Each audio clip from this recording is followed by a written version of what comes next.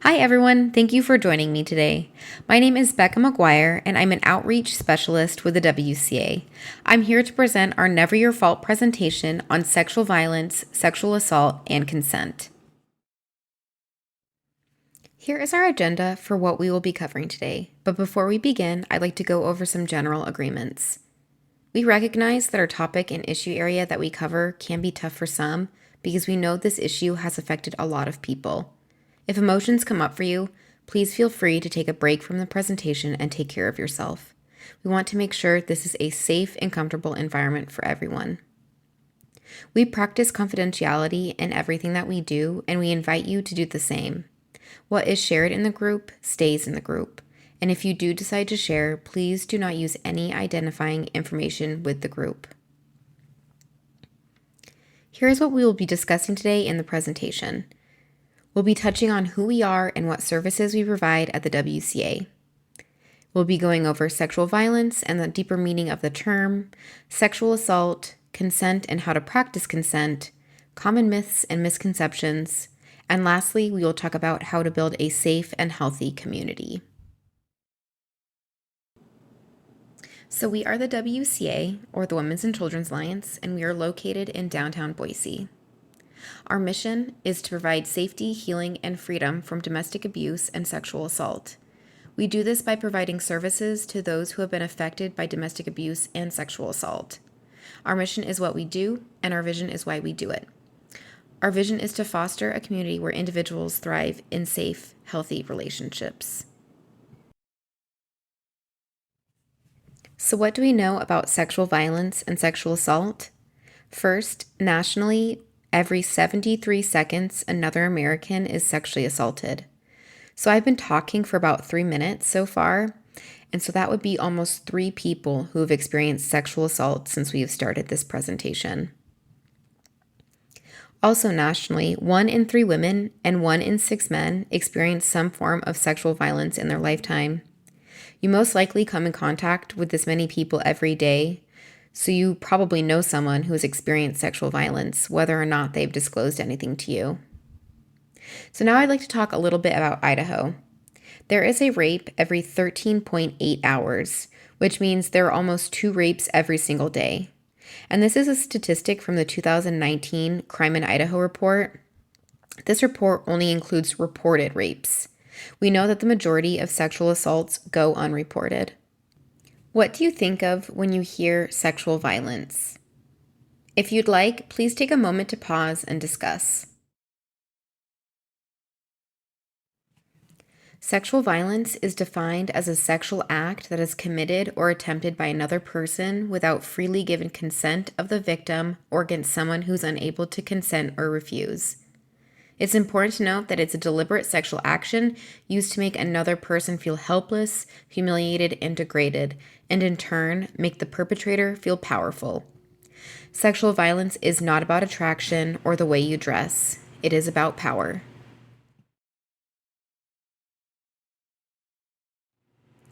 This is a visual representation of sexual violence. Sexual violence is an umbrella term and it encompasses many different actions. Some of these actions are sexual assault, sexual harassment, child sexual abuse, sex trafficking, revenge pornography, public masturbation, intimate partner abuse, and more. And we say and more because this list is not exhaustive. Sexual assault is any contact where a person is forced, coerced, and/or manipulated into any unwanted sexual activity. There are a lot of different forms of sexual assault, but I think the first one that people usually think of is rape. The definition of rape is the penetration, no matter how slight, of the vagina or anus with any body part or object, or oral penetration by a sex organ of another person without the consent of the victim.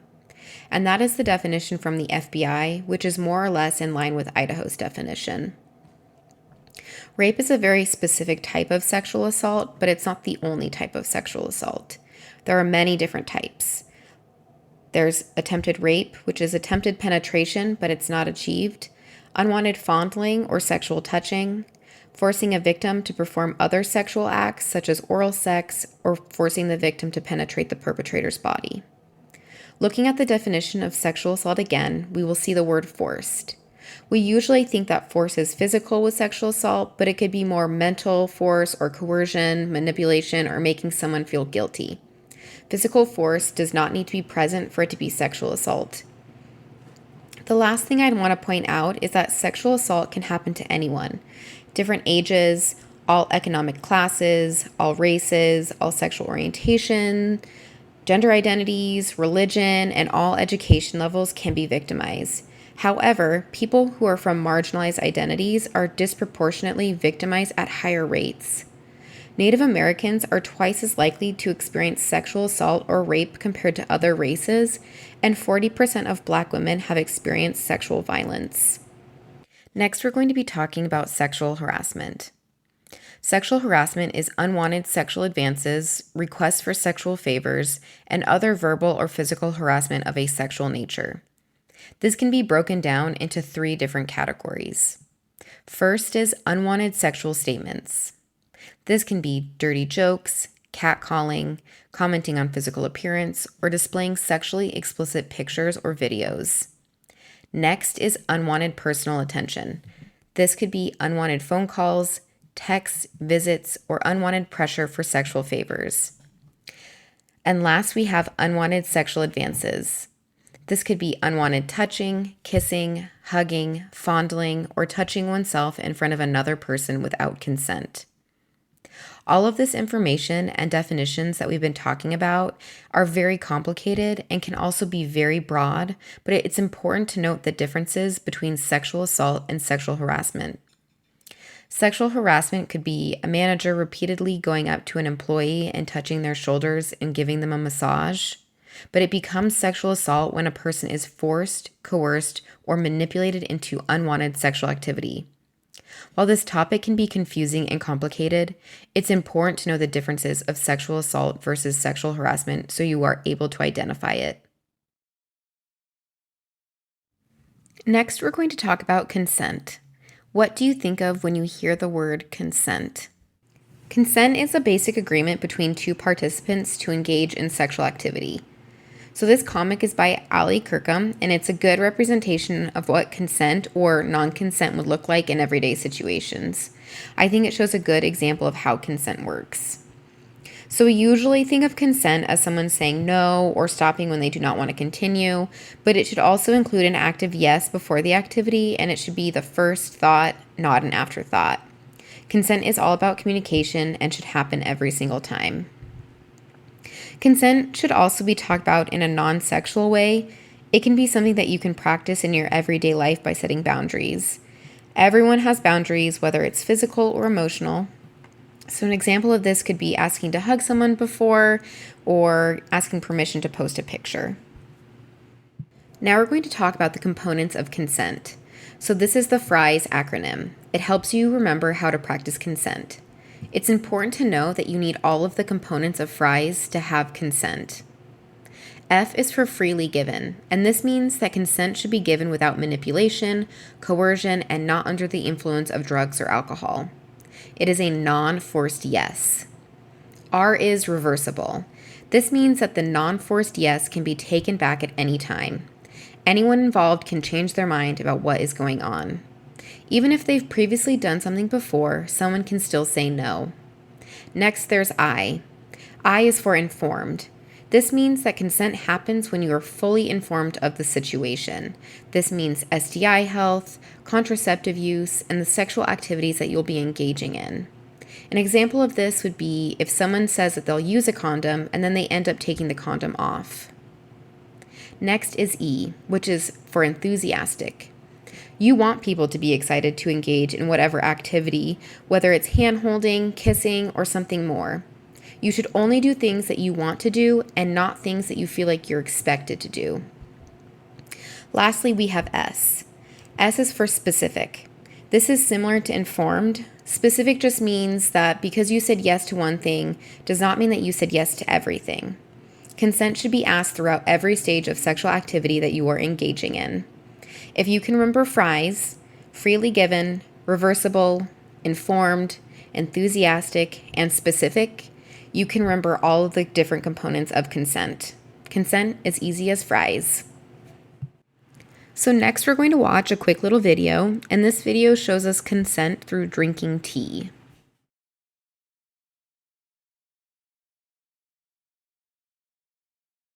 If you're still struggling with consent, just imagine instead of initiating sex, you're making them a cup of tea. You say, "Hey, would you like a cup of tea?" And they go, "Oh my God, I would love a cup of tea. Thank you." Then you know they want a cup of tea. If you say, "Hey, would you like a cup of tea?" And they're like, I'm not really sure." Then you could make them a cup of tea or not, but be aware they might not drink it. And if they don't drink it, then, and this is the important part, don't make them drink it. Just because you made it doesn't mean you are entitled to watch them drink it. And if they say no thank you, then don't make them tea. At all. Just don't make them tea. Don't make them drink tea. Don't get annoyed at them for not wanting tea. They just don't want tea, okay? They might say, "Yes, please. That's kind of you." And then when the tea arrives, they actually don't want the tea at all.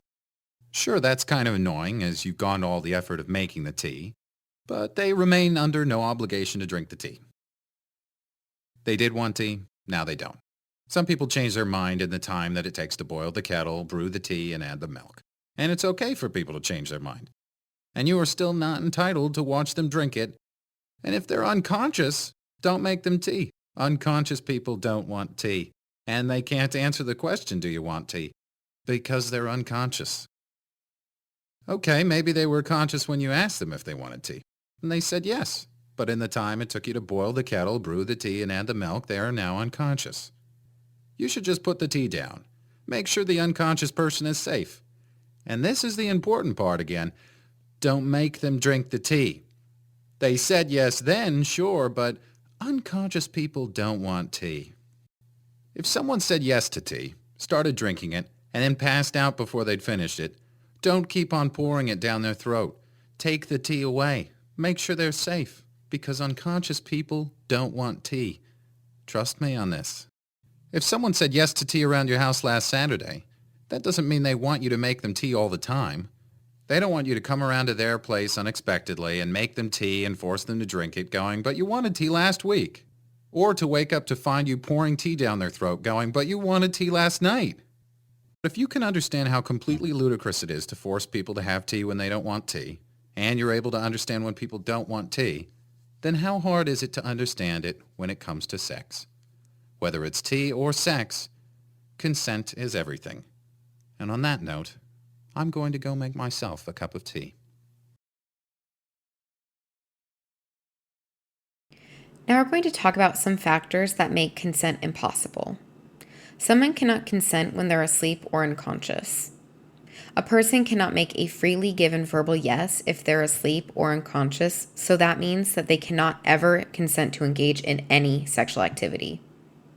Consent is impossible if they've been coerced into sexual activity.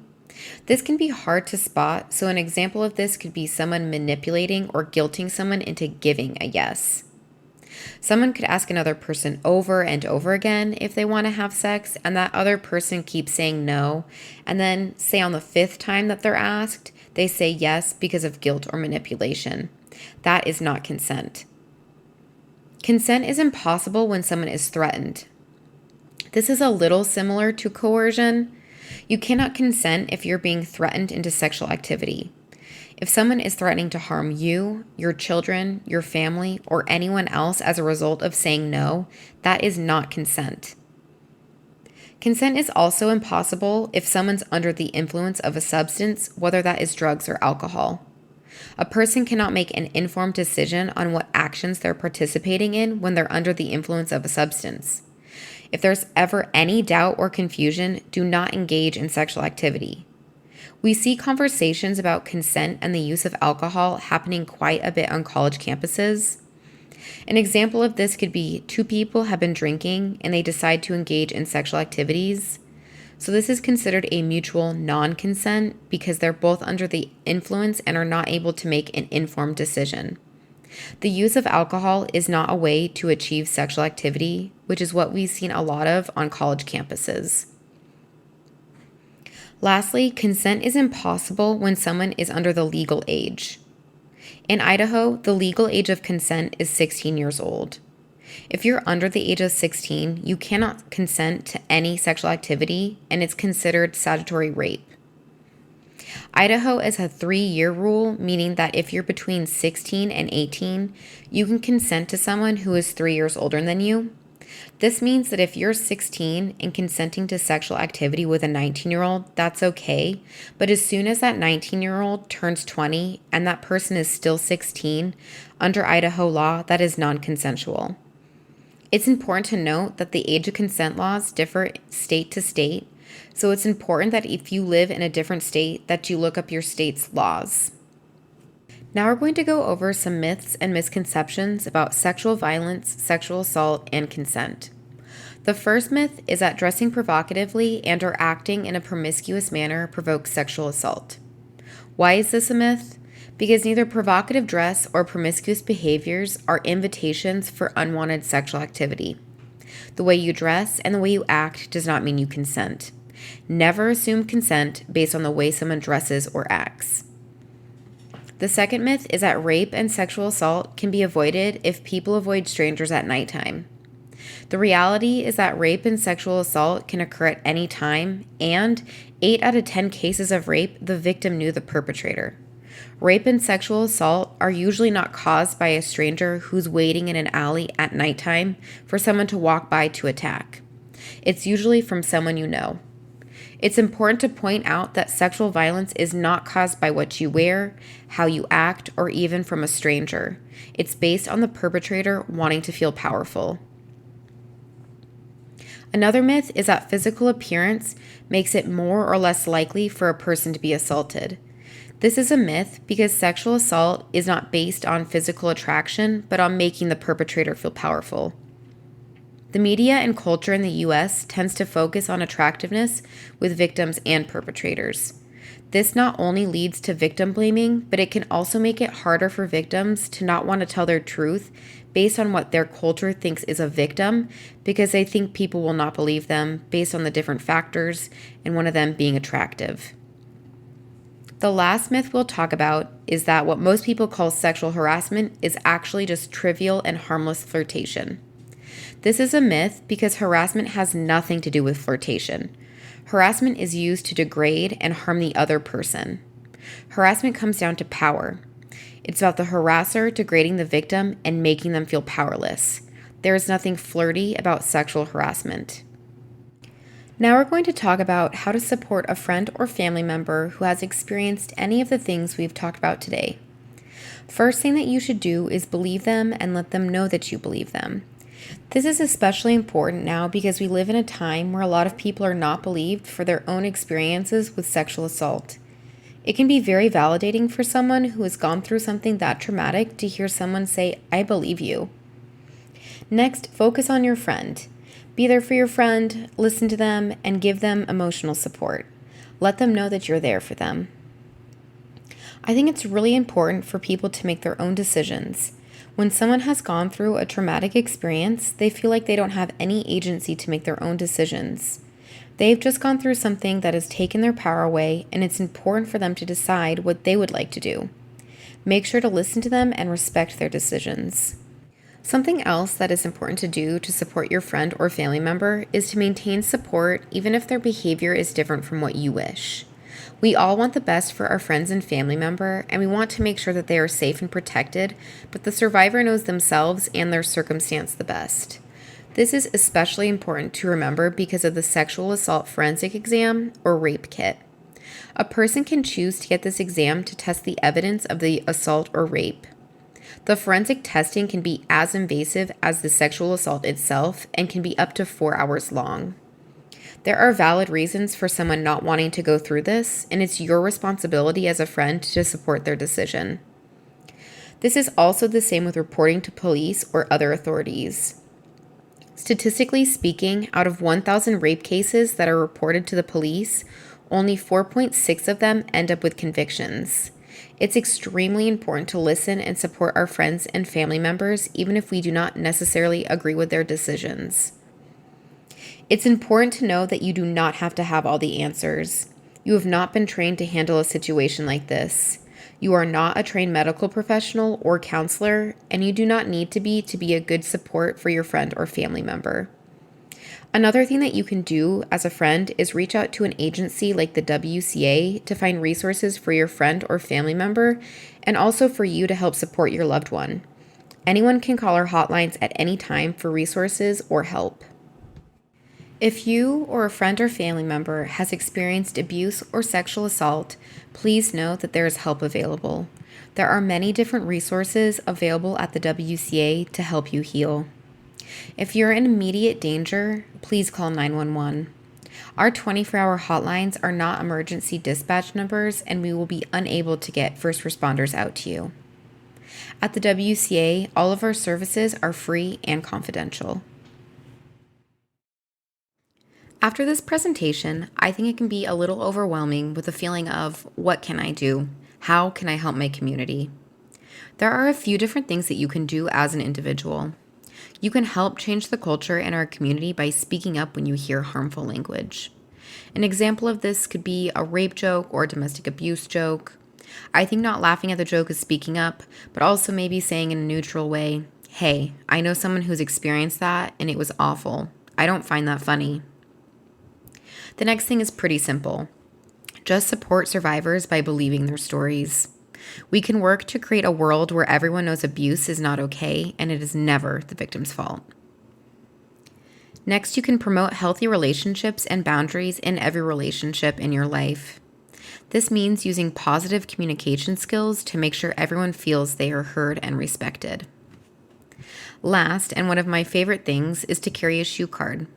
They're one of our key outreach materials. They have important resources on it like our 2 24-hour hotlines, some signs of an abusive relationship, a basic safety plan, and other community and national resources.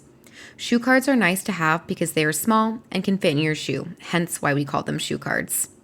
You can grab one for yourself if you need the resources, grab some for a friend or family member, or even grab a few so you can put them around town or hand one out to someone if you see something happening that makes you a little worried for them. Here is a list of the services we provide at the WCA. I'm first going to go over our safety services. First, we have our 2 confidential 24-hour hotlines that are answered by our trained client advocates. One hotline is for domestic abuse and the other hotline is for sexual assault. Anyone can call those numbers at any time if they or someone they know needs help. Next, we have our 2 secure shelters. Both our emergency and transitional shelters are 120 days and are in confidential locations with round-the-clock staff assistance. The shelters have private rooms and common living facilities for women and children who are fleeing domestic abuse and sexual assault. Safety planning is also another service we offer. This is a one-on-one meeting with trained WCA personnel.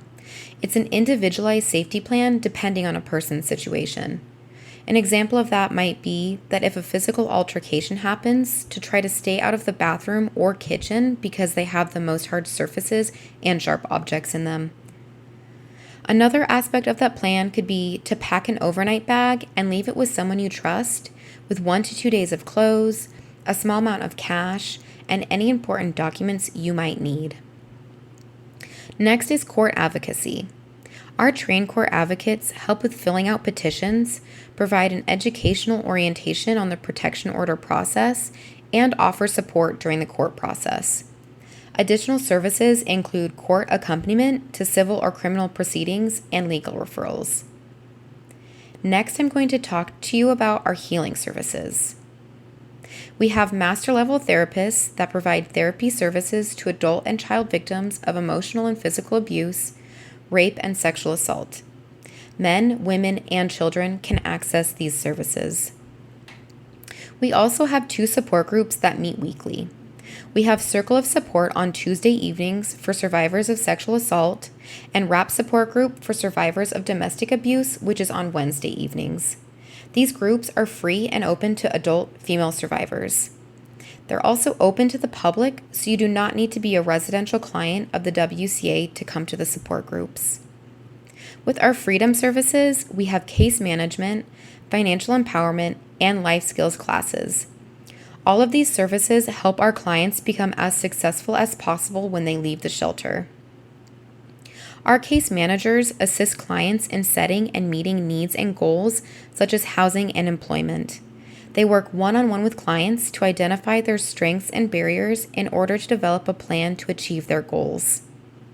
Our financial empowerment course provides participants with the resources and coaching necessary to gain economic independence. Our financial empowerment manager also has workshops for teens that teaches them skills on how to save for college, how to establish credit, and planning for bills and living expenses after high school. Our life skills classes are only offered to residential clients that are staying at our shelter. It's an educational group that meets weekly to discuss topics such as wellness, nutrition, job interviewing, finances, budgeting, and more.